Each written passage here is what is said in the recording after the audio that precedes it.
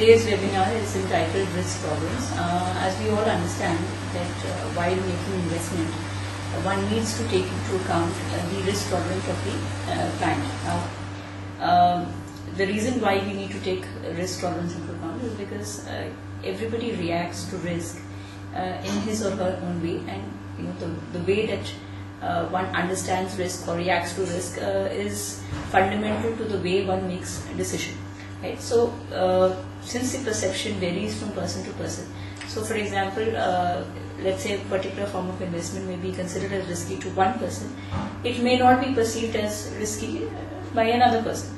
Now, because of this kind of perception of risk differing from person to person, it becomes extremely difficult, important rather, that the financial planner needs to take that amount of risk perception into account while making any kind of investment decisions for his client. Right?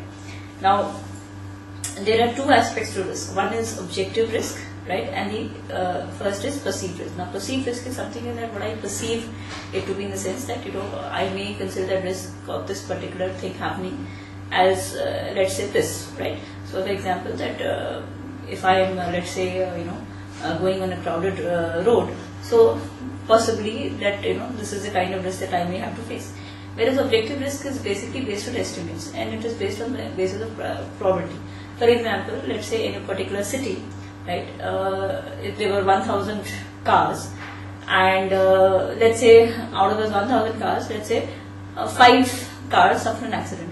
So in that case, 5 out of 1,000 is the probability that risk is going to occur. So that is measured, and therefore it is objective. Whereas perceived risk is more of a subjective kind of a risk, whereas objective risk can be measured. Now, the problem in risk tolerance arises because most of the risk that we are actually looking at is mostly in terms of perceived risk. Now, in terms of risk, the other classification that you have is, one is pure risk and the other is investment risk. Now, when you say pure risk basically where there is no possibility of any profit. Now, pure risk either it be in terms of for example death, illness, or one in terms of because you suffer an accident or a business risk or something of that sort, which there may be a fire. So that is the other kind of a business risk, right? So that's it. One is a physical loss. The other is something to do with health related, which is either, as I said, it is either due to illness or disability or death. Now, because of this kind of a risk, right, for example, which you are talking about as pure risk, therefore that kind of a risk is covered by insurance, and insurance is based on the principle that there is obviously not going to be any profit, and it is based on the on indemnity, because the insurer tries to indemnify you against the losses. Investment risk, on the other hand, has a possibility of profit or loss. For example, when we talk about risk in investment, right, we talk about it in terms of variability from the normal. So whatever is expected or average, right. So if there is any variation either in the upward or in the lower direction, right, either there is a profit or a loss from what is expected, then that is classified as risk. Whereas in insurance, when it takes risk, it is only in terms of a pure risk, right. There is no income, no profit also, but it is only in the sense that there is only loss, and insurer tries to make good the loss element, right. Now, if I actually try and make a demarcation of people on the basis of their risk behaviors, so normally we have a threefold classification, right? One is a risk seeker, one is a risk averter, and one is a risk neutral. Now when you say a risk, aversion, which means that there is he would like, if in order to make a risky investment, he would like to have a positive rate of return, right? So if the risk is more, right, he would possibly like a much higher rate of return, right? So there is a element in terms of there is some sort of a relationship between the risk and the return. The higher the risk, the higher rate of return that he would need to compensate him for the risk that he is taking. So the kind of risk aversion, so some people may have a greater degree of risk aversion, some people have a lesser degree of risk aversion, but in most cases a majority of people would have some sort of a risk aversion. So most people would follow in the category of risk averters. The other two categories are risk neutral and the other is risk seeker. Now when I say risk neutral, which means that they really don't have any it doesn't affect him at all, right? Whether in the, there is some sort of a risk, right? It doesn't really affect him that, that there can be profit or a gain or something. They're just indifferent to it. Whereas in terms of a risk seeker, where the probability is very, very less, it means that the person takes risk because he enjoys it, right? That means he's actively looking forward to risk because it gives him a thrill, right? So if, for example, you go to a casino, right, or you play, cards or something, so in that case, you will look at behavior not because they're, willing to make, they know that it is, profit or something, and they just enjoy taking the risk. So in that case, it's a positive. Right? So some people may just like trading the stock market because it gives them a thrill. So that is more in terms of speculative kind of risk. Okay. Now, as I said, most people fall into the category of risk aversion. Right? The degrees of course may differ. Right? Now, what are the factors that affect risk aversion? Now, there are some particular factors that would affect risk aversion. Now, for example, one is influenced by values of society and individual beliefs. Second is misled by short-term trends, and then there is third is certitude. Fourth is skepticism of risk. Fifth is error in risk assessment, and the sixth is influence of bias attitudes. Now, when I say values and society beliefs, now for example, if I say that society considers this particular behavior as unnatural, right? So if you are living in a particular society or in a particular influence in a particular locality, so the values and beliefs of a particular society will also make a person think in that direction, right? So the man is governed by his circumstance. So according to the circumstance, right, your risk aversion differs. So that is why sometimes you have some communities which are generally considered to be more in terms of risky. For example, Gujarati or a Marwadi community or a Sindhi community is considered to be more entrepreneurial by nature and or have more capacity to take risks simply because they have been brought up in that environment. Whereas some other communities are not, who are not in a situation to take risk. Right? So that is why we have considered those communities as being more open to taking stock market routes. Right?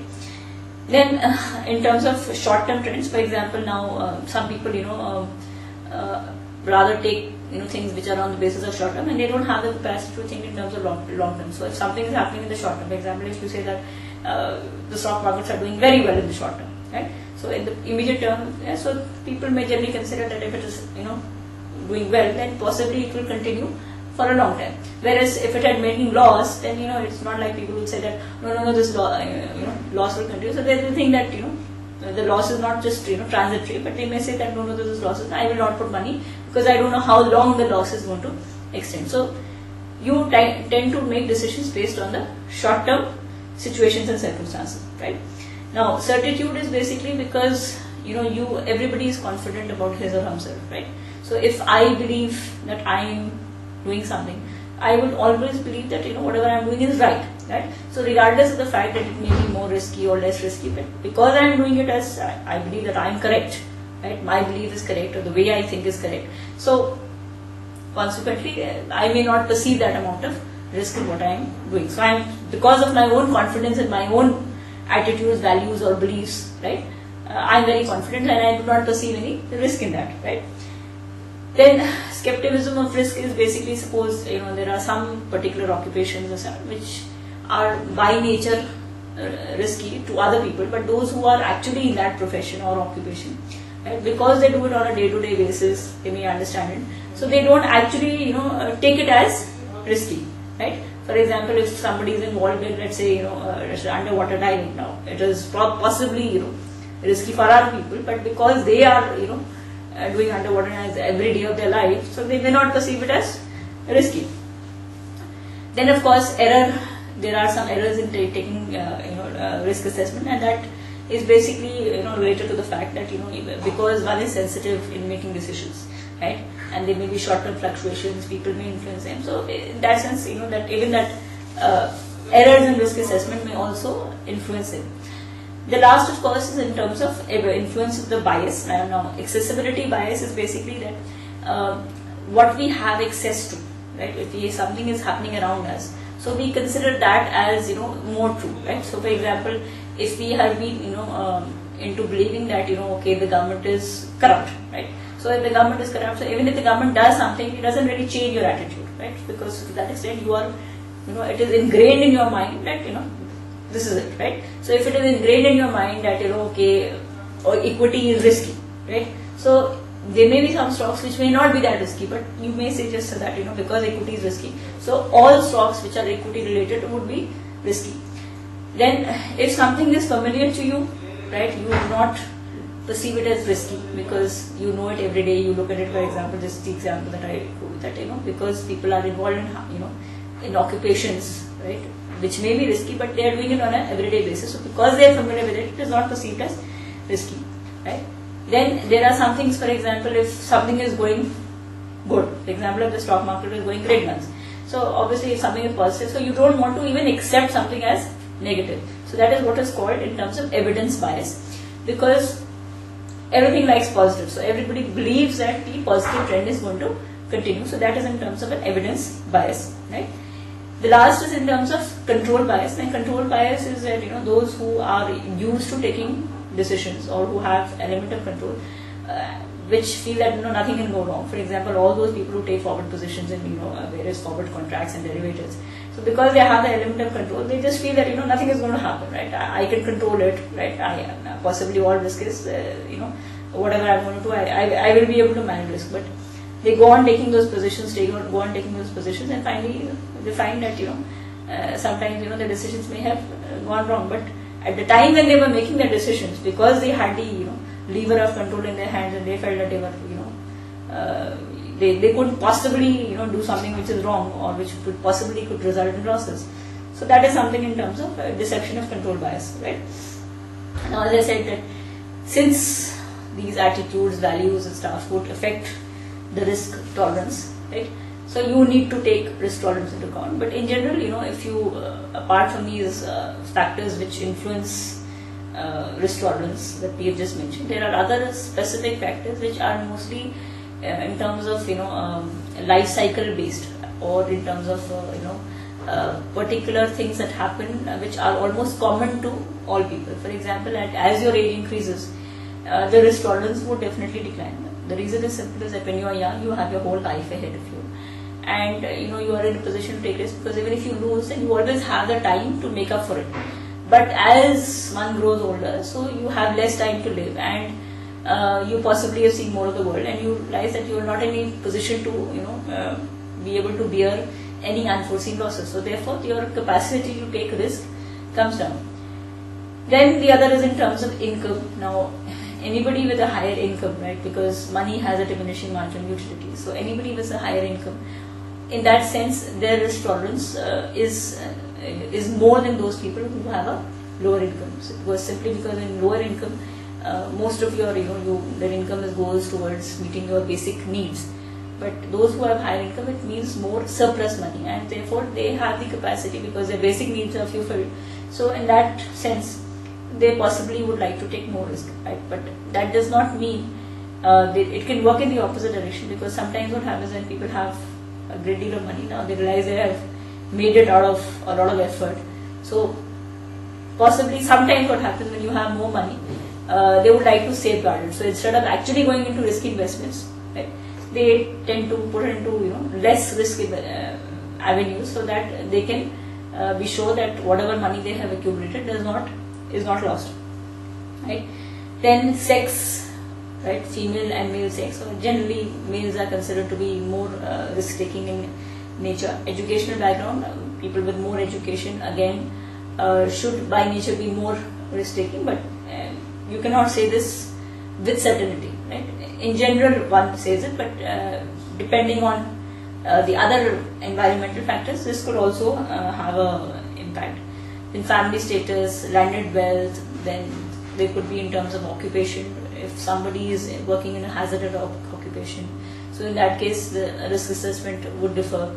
Somebody is working in an occupation which is conducive to for example, someone is you feel a lot of more people around you are taking risk, right, or is in a profession which rewards risk.